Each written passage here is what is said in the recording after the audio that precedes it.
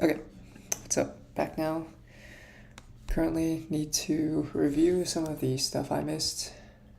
We had some type of, what do you call it?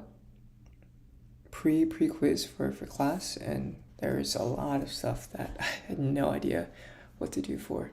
So what I'm going to do right now is probably review some basic stats and then also review some basic portfolio theory that we learned about, and I need to kind of refresh my brain on that stuff. So with that being said, think credit deck basic stats for BUFN 402. Alright, so in this case, we want to ask what is r squared? So I think r squared is a measure of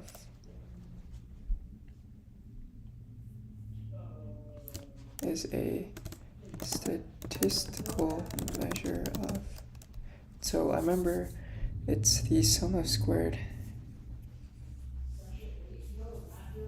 errors of the mean minus the sum of squared errors for whatever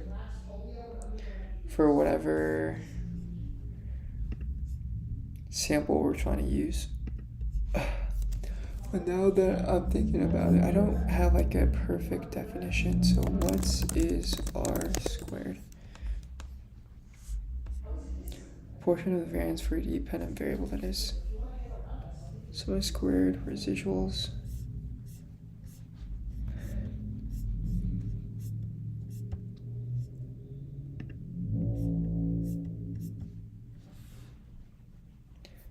What are the most commonly used methods for linear regression? Is r squared and r squared. Statistical measure used to determine the proportion of variance in a dependent variable that can be predicted or explained by an independent variable. In other words, r squared shows how well a regression model independent variable predicts the outcome of observed data dependent variables. Okay, r squared is most commonly known as the coefficient of determination. It's a goodness of fit model for linear regression analysis. All right. What does an r squared value mean? So the way that we can find it is by taking 1 minus the sum of square residuals divided by total sum of squares. Well, that's not how Josh Starmer presented this in his book on machine learning. So he presented it as a sum of square residuals of the average minus sum of square residuals of the actual sample divided by, I think, the total number of samples.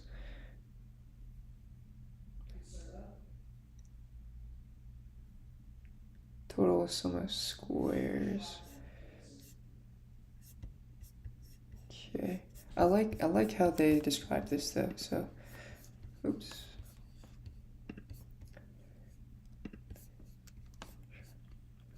Of how well an independent variable or collection of independent variables. So r squared is a statistical measure of how well an independent variable or a collection of independent variables describes the variance of an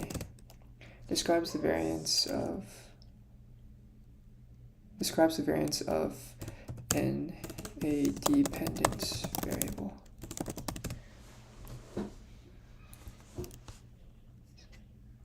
So what is another name for r squared? I think a lot of people say that this is the coefficient of determination. So let's take a look. Linear regression.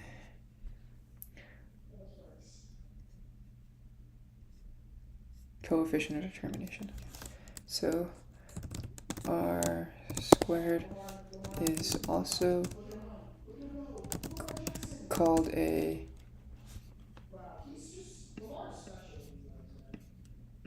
coefficient of determination.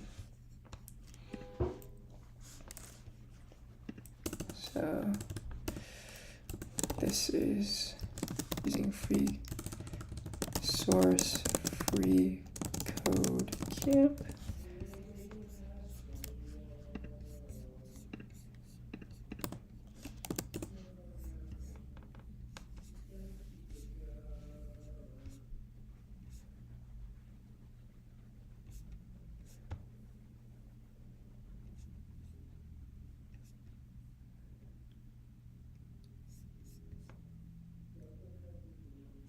Okay.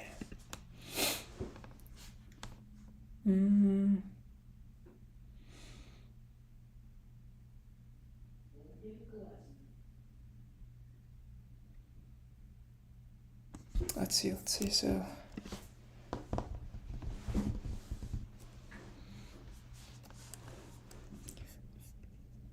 R squared is also called a coefficient of determination.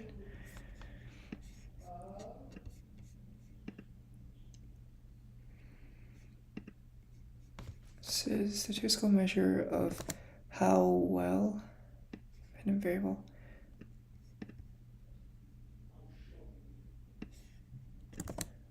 describes the variance of a dependent variable.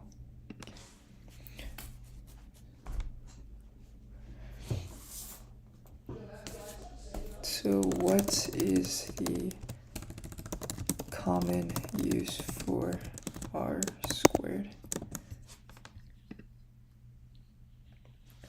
When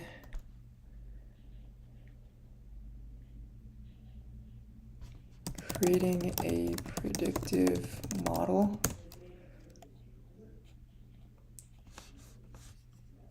/ statistical model,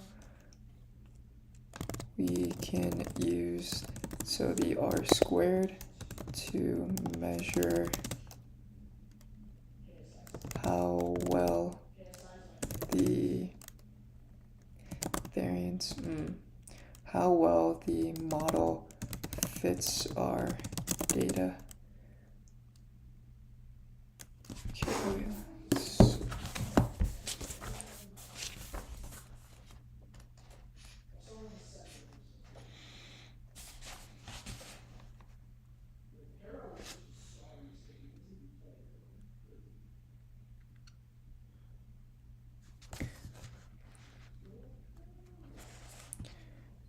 Okay, oh, sum squared. Okay. So the sum squared residuals, sum squared. Sum squared fitted line mean.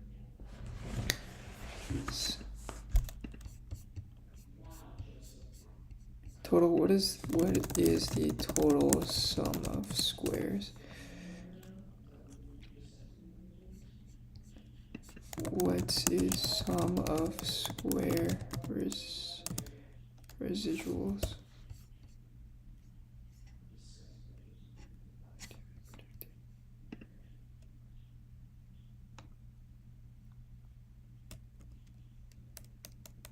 Oh, mean value of samples. Oh, okay. So it seems like the difference is the sum of squares, the total sum of squares is using the mean versus the sum of square residuals is using the predicted value. Okay. Or the sum of squared errors is deviations, measure discrepancy, selection, and model selection. Okay. That makes more sense. So I guess it seems like maybe on average, what'll happen is, I guess in most of the cases, what's going to happen is R squared, we're going to use the mean as the total sum of squared. Okay.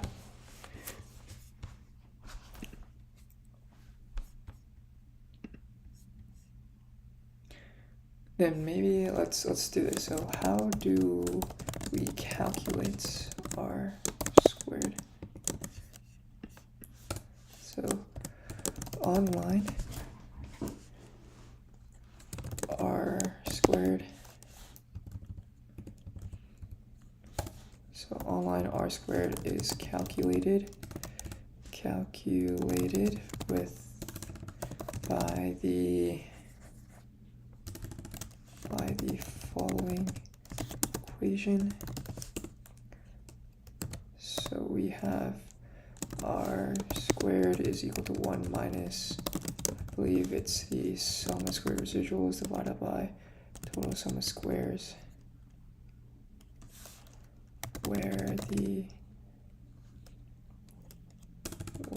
so b, oh shoot, so SSR is equal to sum of squared residuals, and then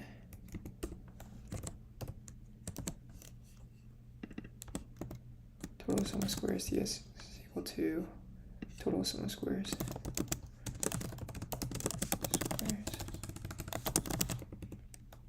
So uses mean instead of prediction. Okay.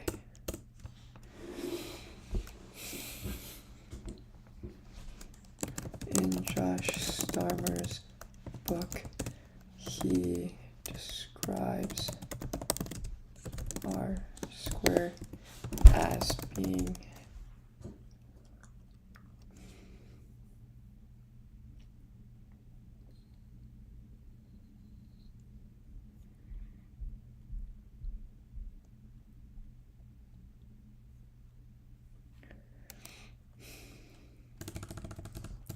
he describes the calculation of r squared to be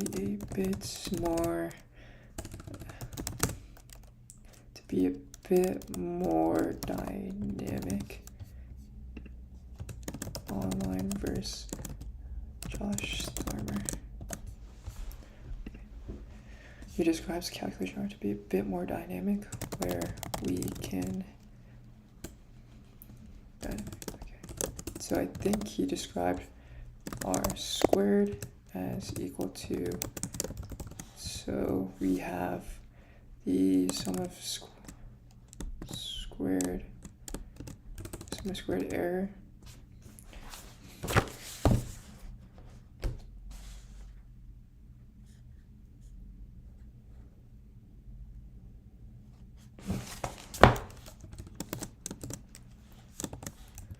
from x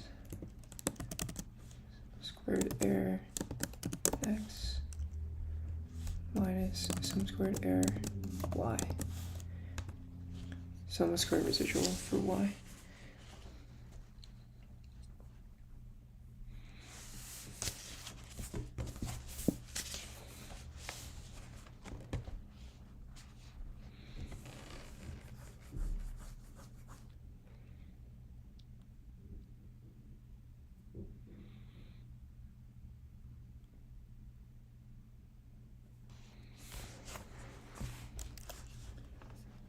Where x,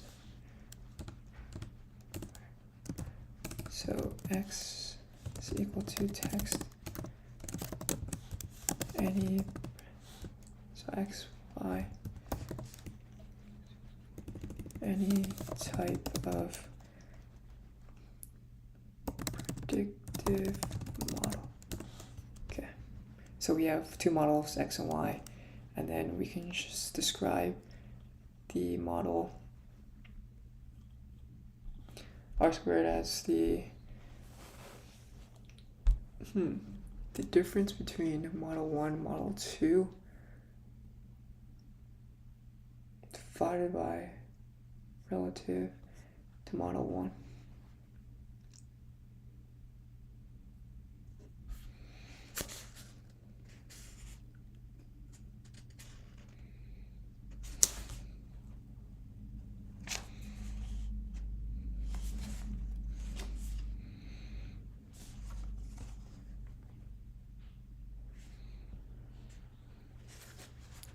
Between the mean and the fitted line.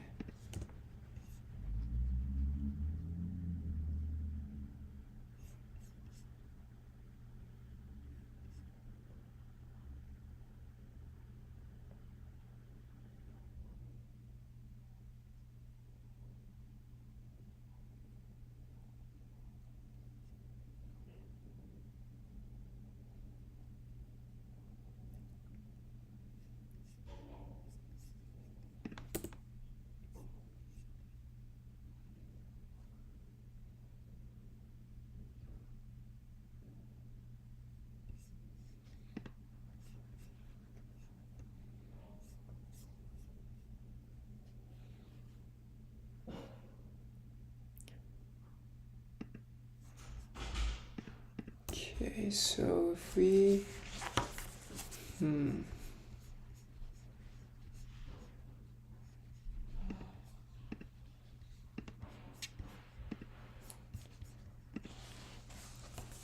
okay, so any type of predictive model. Alright, I gotta go take my shit at the washer, by the way.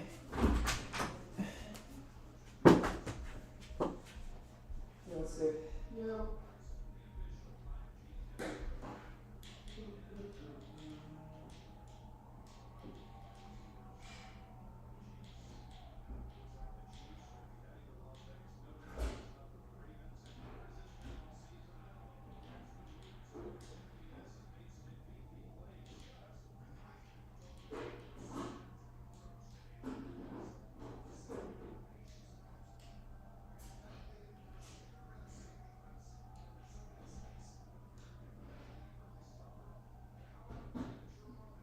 Carter is just terribly racist, by the way.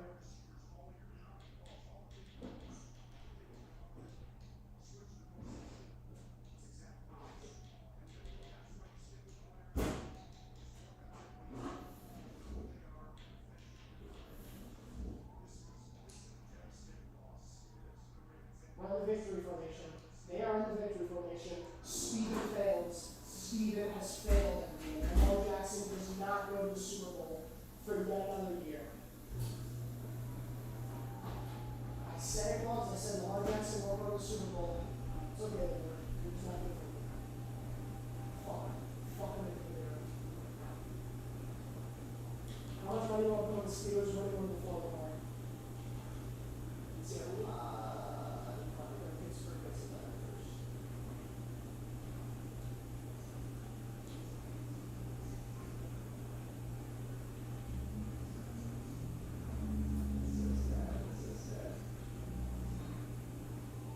You read all of it.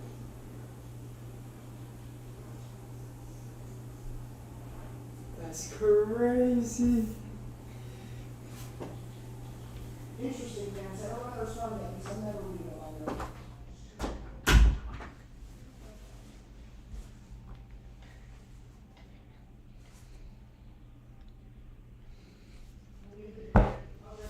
Ravens just lost this.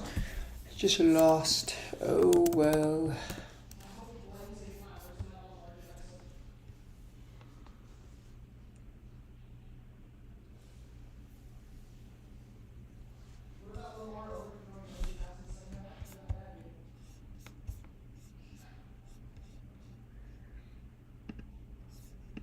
Oh well. Okay. Type of predictive model.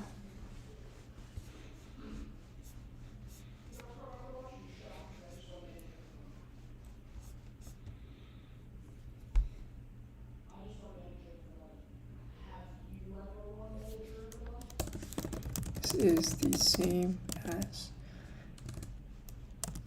the online version. So if we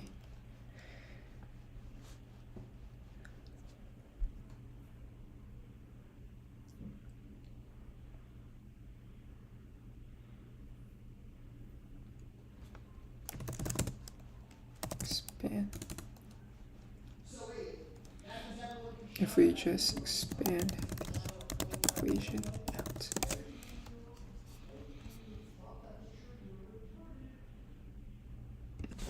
Okay.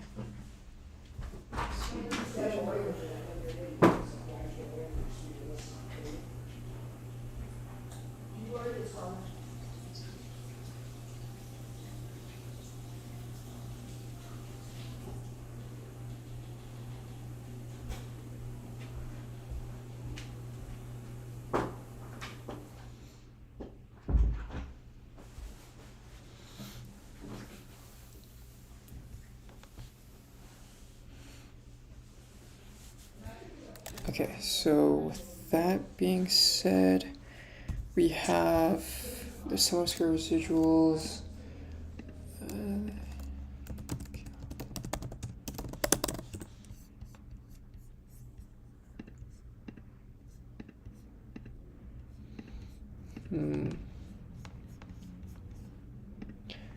Okay, what is a positive? What does a high versus, okay, what range of values can a r squared be in? See, what does a high or low r squared mean? So if you think about it, it's 1 minus the sum of squared residuals divided by the total sum of squared residuals. And if that's the case, then what's really going to happen is we could maybe have a sum of squared residuals that is greater than the total sum of squares.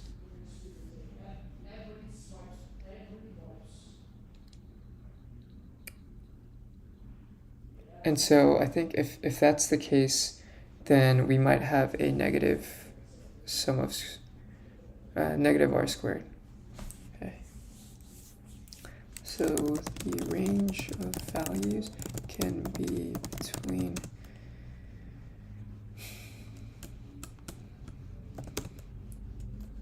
I think it'll be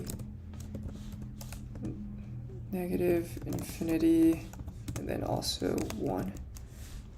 But usually we see the r squared be between 0 and 1. So having a higher r squared means that, let's see, so that means we have a total sum of square residuals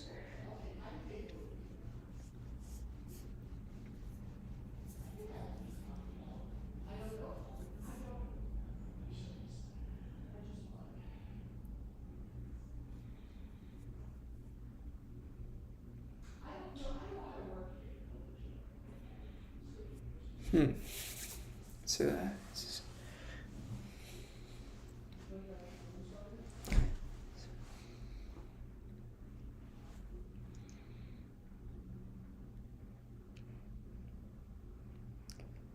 the sum of squared residuals. Then we divide that by the total sum of squared residuals.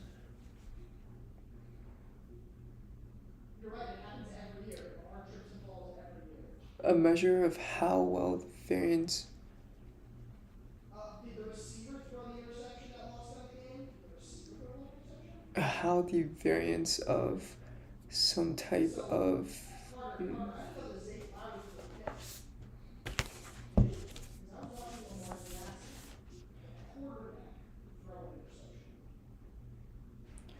the line r squared values as percentage to the residuals and the mean shrank when we use the fitted line. Okay.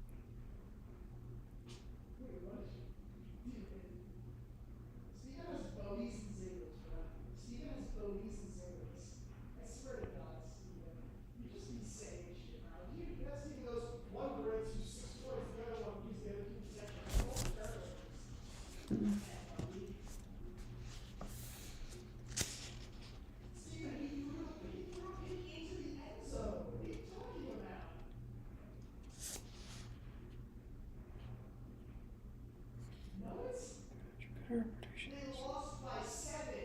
They lost by 7. Here's the blue line, which uses weight to predict height. They lost by 7.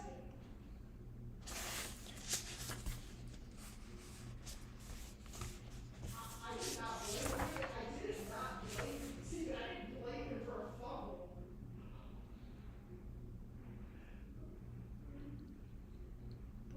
fit a line, R square is positive, but when we compare other types of models, anything can happen. Steven's just mad that his little wonder kid failed. Find out where.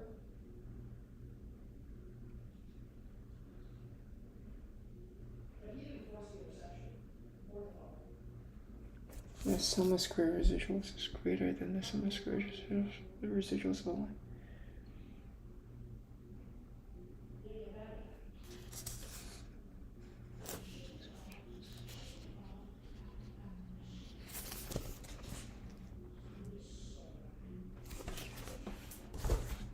Usually we see the range, the R-squared range between 0 and 1. Having a higher R-squared means that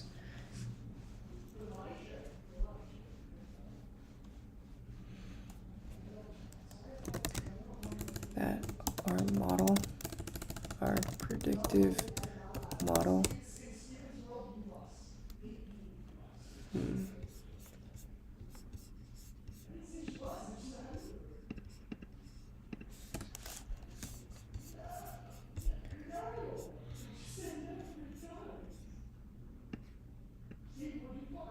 predicts the outcome of an independent variable.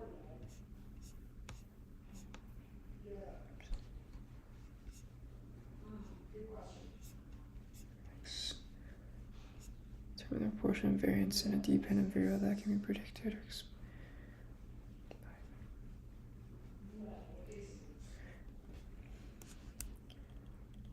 Having a higher R-squared means that our predictive model is better at making, so I guess it's better at making predictions and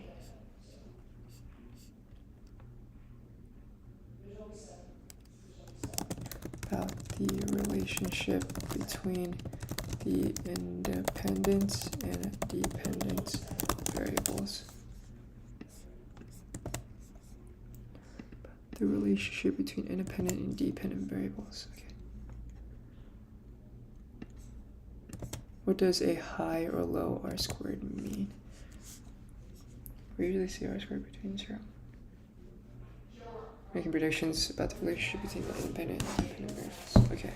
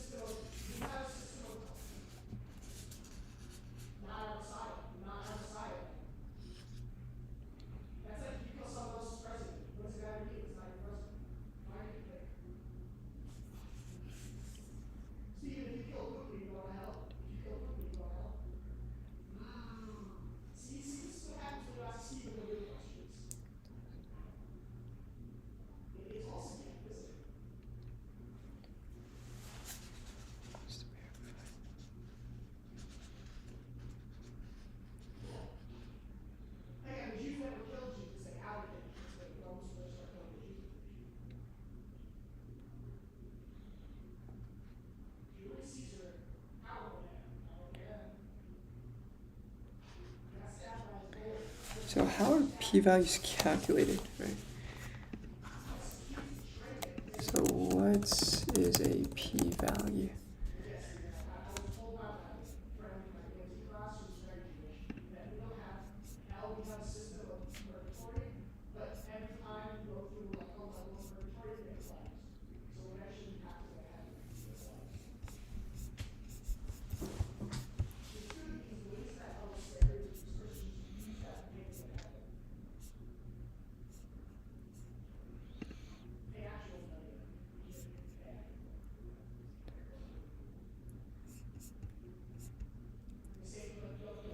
P-value is a statistics quantifies the evidence against a null hypothesis.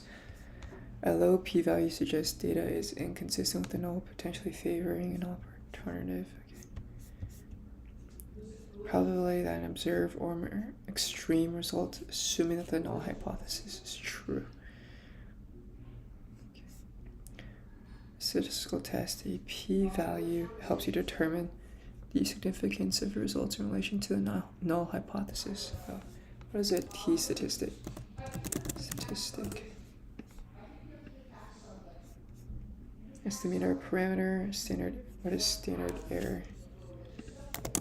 Standard error. Standard deviation divided by square root of number of samples. Okay.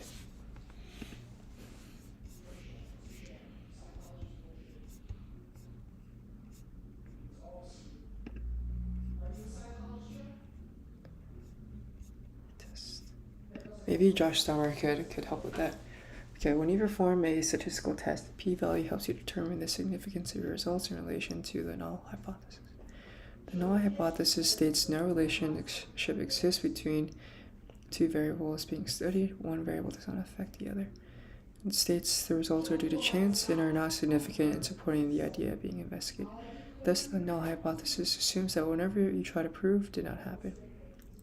Okay. Is that one you would believe if the null hypothesis is concluded to be untrue? States that the independent variable affected the dependent variable, and results are significant in supporting the theory being investigated. The results are not due to random chance. Okay. So a p-value or probability value is a number describing how likely it is that your data would have occurred by random chance.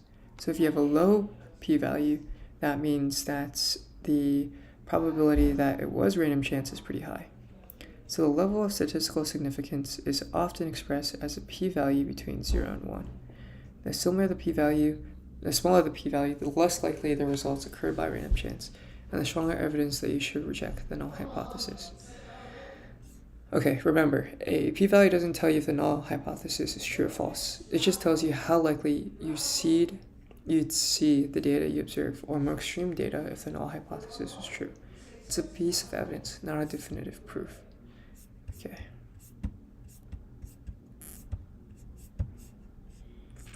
Okay. Why is p-value not enough?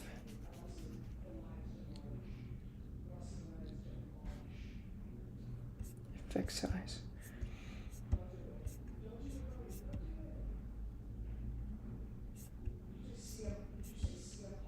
Oh, there's the one-tailed test versus two-tailed test. All right, yeah, these are some things I learned about in stats that I totally forgot, but now it's kind of coming back. So let's think about this here. What is the null hypothesis? So in hypothesis testing, the null hypothesis refers to the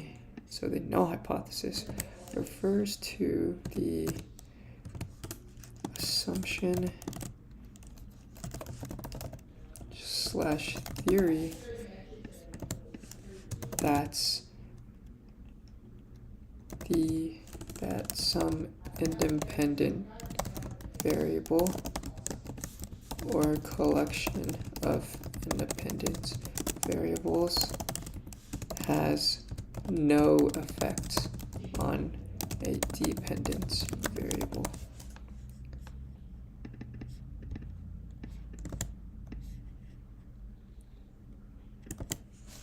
Okay, so let's say source simply psychology. So that's where I got it from. Okay. So I think, what is the alternative hypothesis? The alternative hypothesis is when in hypothesis testing is the theory /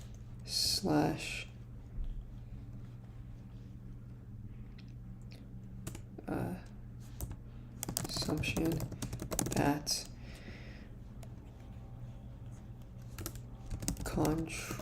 contradicts the null hypothesis. So Usually this means that the independent variable does affect the this means the independent has a greater chance does affect the dependent variable. The alternative hypothesis in hypothesis testing is the theory/assumption that contradicts the null hypothesis. Okay, so usually this means that the independent variable does not affect the dependent variable. And so source, again, this is going to be simply psychology.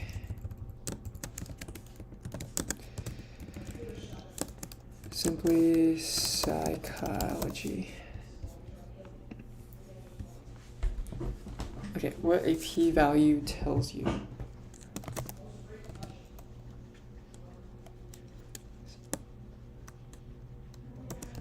Okay, so what is a p-value? So a p-value is a measurement, is a statistical measurement of how used in hypothesis testing. So it's a statistical measurement that's used in hypothesis testing that measures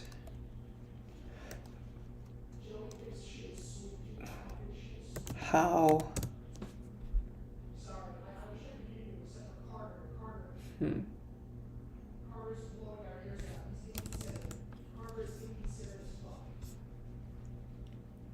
okay. Measures how likely the data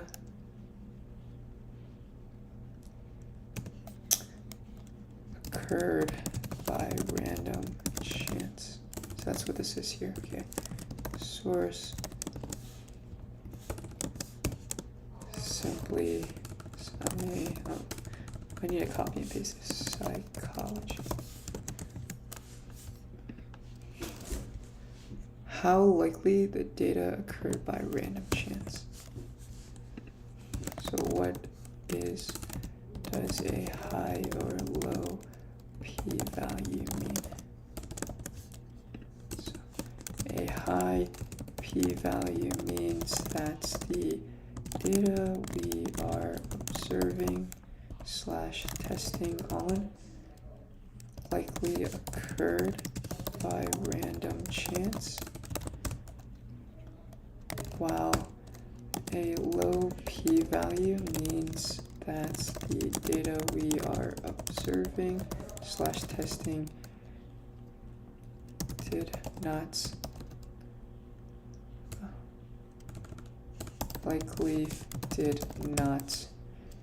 occur by random chance.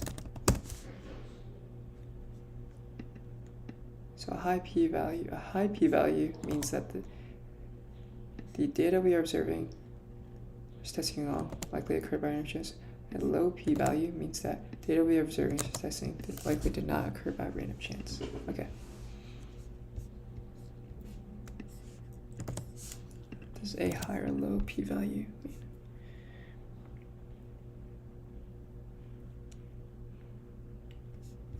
Suppose you're conducting a study to determine whether a new drug has an effect on pain relief compared to a placebo. If the new drug has no impact, your test statistic will be close to the one predicted by the null hypothesis. No difference between the drug and placebo group, and the resulting p-value will be close to 1. It may not be precisely 1 because real-world variations may exist. Conversely, if the new drug indeed reduces pain significantly, your test statistic will diverge further from what's expected from the null hypothesis, and the p-value will decrease. It will never reach 0 because there's always a slim possibility, through highly improbable, that the observed results occurred by random chance. Okay. Significance level alpha is probability threshold of this Okay, so this is the significance level, right? Okay, strong evidence of a real effect or difference rather than just random variation. There is 0.1%. Okay, so how do we actually calculate this?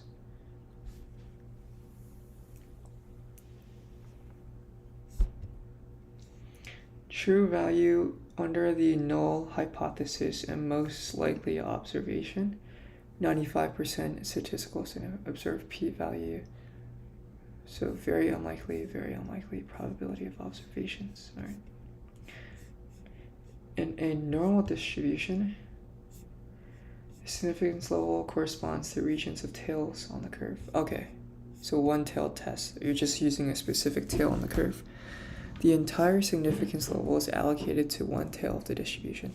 For example, okay, if you're using significance level 5%, you would reject the null hypothesis if your data falls in the 5% tail on either the right for a right tail test or the left for a left tail test end of the distribution. In this example, the observed value is statistically significant. And that's when I failed to reject the null hypothesis. In a normal distribution, the significance level corresponds to regions in the tails of the curve. In a two-tailed test, you have two regions.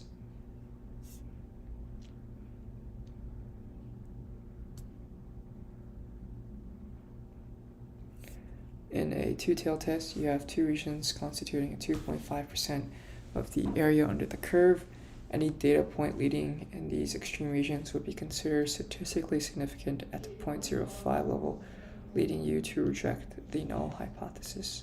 So it seems like what I'm looking at here, most of these tests, one-tailed or two-tailed tests, they work for data that's normally distributed.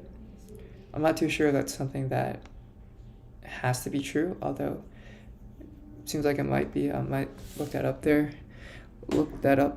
later. So software packages and others automatically calculate your p-value. Yeah, that's nice. It's really nice. Okay, degrees of freedom. Oh man, degrees of freedom are also something that I'm kind of confused about. But I think that's just the number of observations, I think, within your test. Seeing how often you would expect to see your test statistic under the null hypothesis.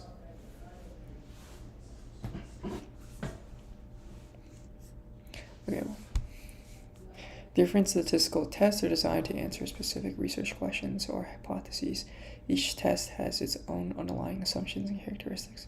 You might use a t-test to compare means, a chi-square test for categorical data, or a correlation test to measure the strength of, Be aware that the number of independent variables you include in your analysis can influence the magnitude of the test statistic needed to produce the same p-value. This factor is particularly important to consider when comparing results across different analyses. Oh, ANOVA, the analysis of variance. If you're comparing the effectiveness of just two drugs in pain relief, a two-sample t-test is suitable for comparing these two groups. However, when you're examining the impact of three or more drugs, it's more appropriate to employ an analysis of variation. Utilizing multiple pairwise comparisons in such cases can lead to artificially low p-values and an overestimation of the significance of differences between the drug groups. Okay, so it seems like there's this thing called the ANOVA, or analysis of variance, that's going to help us choose a p-value, or not choose a p-value, but calculate a p-value for multiple independent variables within our test. Okay, let's see. So, residual summa, or 1RT statistics, is used in a t-test when you're deciding if you should support or reject. It's very similar to a z-score, and if you use it this way, find a cutoff point, find your t-score, and compare it to. Use the t-statistic when you have a small sample size, or if you don't know the population standard deviation. Okay. yeah, a lot of this stuff has to do with hypothesis testing. These are all things that I kind of forgot about in high school. Use a t-statistic with a p-value. What are the odds that your results could have happened by chance, let's say near for n-squared average. Let's see, statistical testing.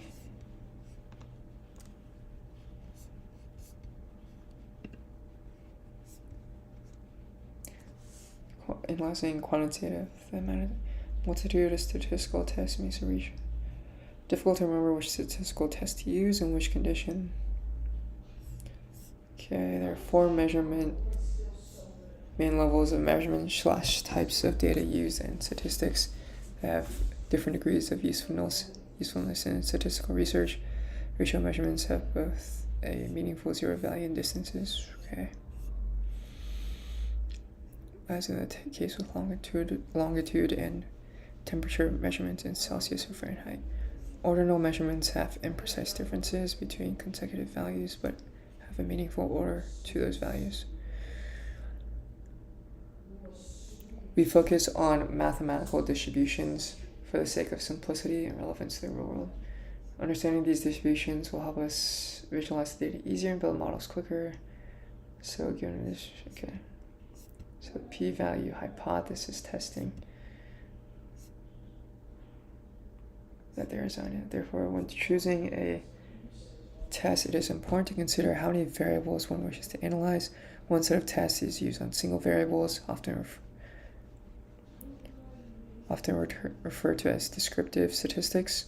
A second set is used to analyze the relationship between 2 variables, and a third set is to model multivariate. Okay. Endpoint can change in BP. Change in BP to 2 treatment groups. It's continuous endpoint, but it is not necessarily to distinguish. Okay. It's categorical. It is binary, as there are only 2 possibilities. There's a meaningful sequence in the categorical endpoints. This can be described as an ordinal endpoint. Levels of surface hash. Okay. 2 therapies, typical.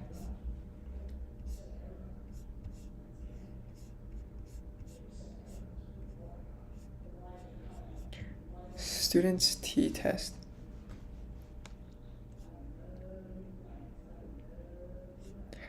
Chi-square is suitable for binary data. This 2x2 table.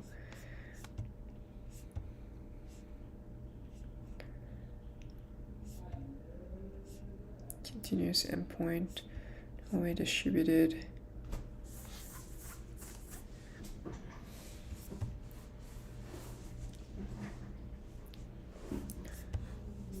Okay. Yeah. How are p-values calculated?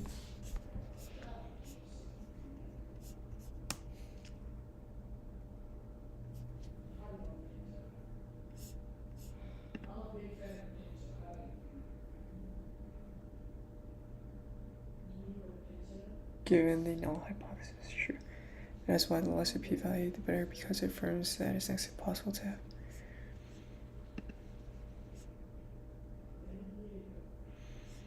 Now we know that the normal curve gives us a probability distribution in which the area under the curve is equal to probability is equal to 1. Hence, in a 2-tailed test is equal to 2 times 1 minus CDF times TS.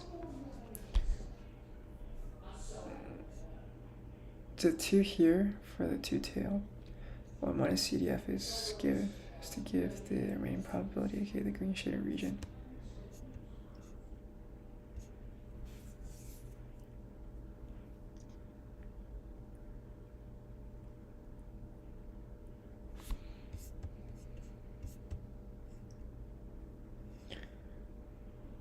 Oh yeah, maybe ChatGPT could help.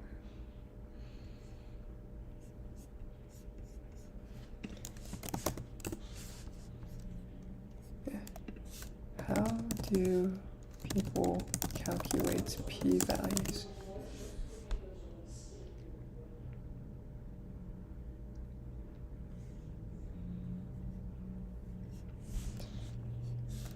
What's our t-test?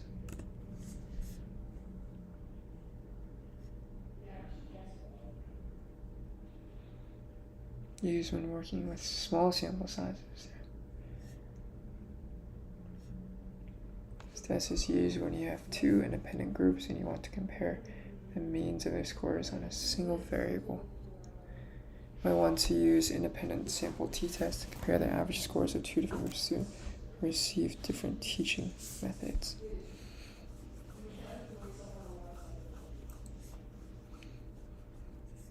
Sample mean of the two groups. SP is the pooled standard deviation. What is the pooled standard deviation?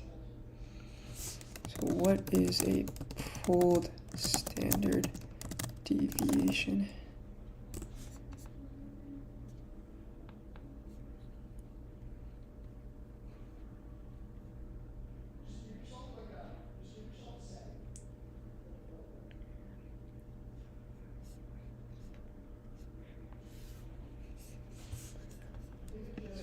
Pooled standard deviation. Pooled variance.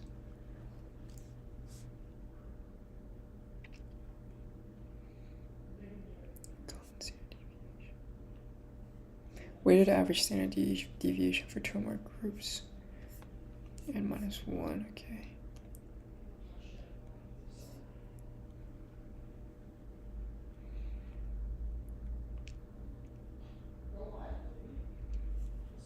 Or sample size. The ith observation, group I. Okay, so it's a weighted average, it seems like.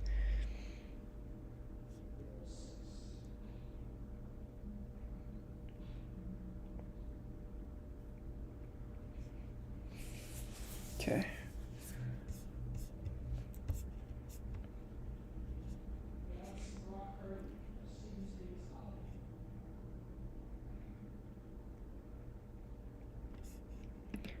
Okay, how do we calculate the p-value of a when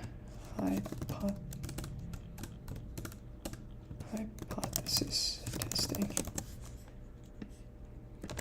So again, the p-value is kind of a measure of what is the chance of our alternative hypothesis happening.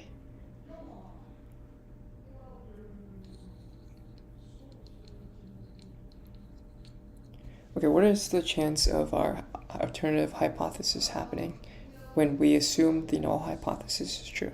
Okay.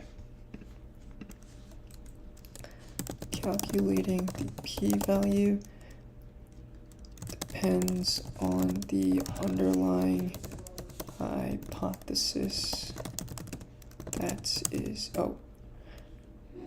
depends on the underlying statistical test that is being used when actually so calculating the p-value depends on the underlying statistical test that is being used when hypothesis testing. So this means that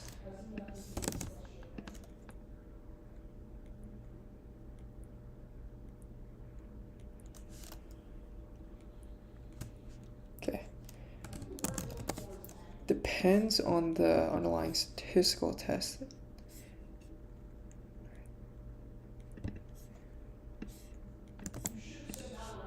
So some of the some common statistical tests are t-tests. What else are there? Chi-squared tests and analysis of variance. So this is the ANOVA test that we were talking about. Yeah, I think it'll be helpful to go a little bit deeper into what each of these do. Okay, I think So what did we go over so far? We went through some basic stats that related to the world of hypothesis testing. So first it was R squared, and then it was p-values, and then finally these different types of tests, which we haven't touched on yet. But R squared, I think from a very high level, it's just a measure of how the variance of dependent variables can be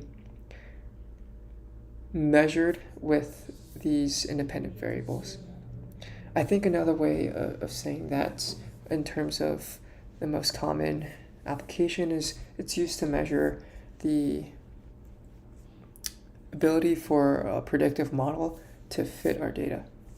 And so the underlying calculation of R squared really does take advantage of the sum of squared residuals. I think that's how the error or the loss is measured in this case. And so that sum of squared residuals is going to be divided by the total sum of squares. And then it's 1 minus that fraction. So what this really means, the sum of square residuals divided by the total sum of squares, I think maybe that can be thought of as what is the residuals or the error of our model, our predictive model on our data, relative to the error of using just the average or the average of our model. And so if the sum of squared residuals is less than the error of the average, then that means our R squared is going to be a little bit higher, and that's good. So that means our sum of squared residuals, our error is less than if we had just used the average to predict everything. So how does that relate to variance though? Okay, how does R squared relate to variance?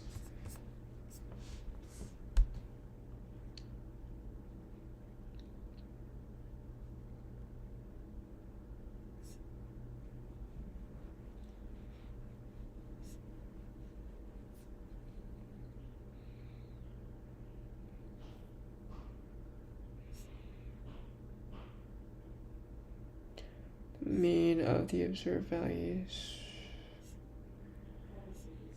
can be interpreted as a proportion of the total variance. Okay, I think this might be wrong.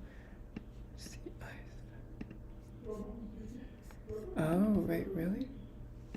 Wait, sum of squared residuals. Explain sum of squares.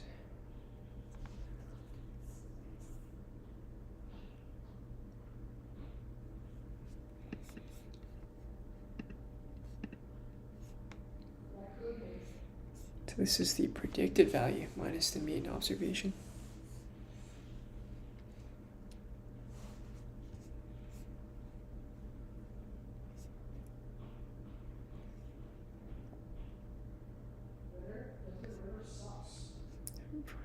Explain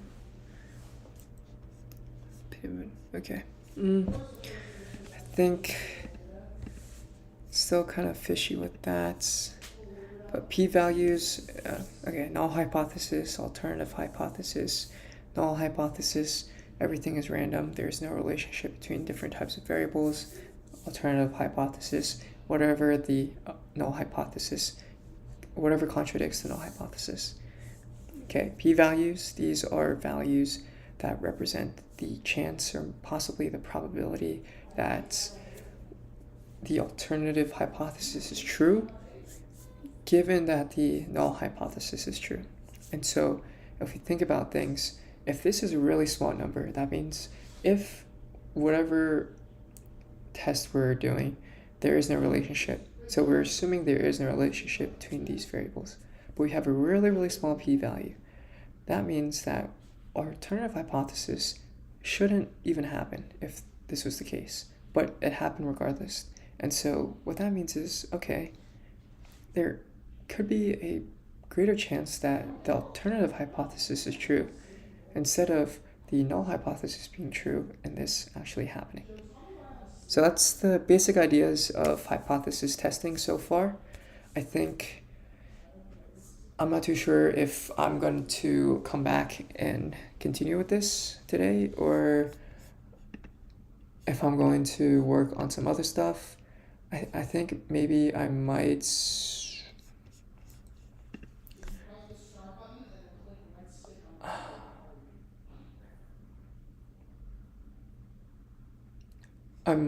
not do that today because there's a few things I want to do later for the Zhang Fund, and I might prioritize that. But I am going to go on a run for right now and then go eat some dinner afterwards. So hopefully I'll be able to fall asleep earlier today. Yeah, going for a run now. Okay, in that case, I will see you guys for now.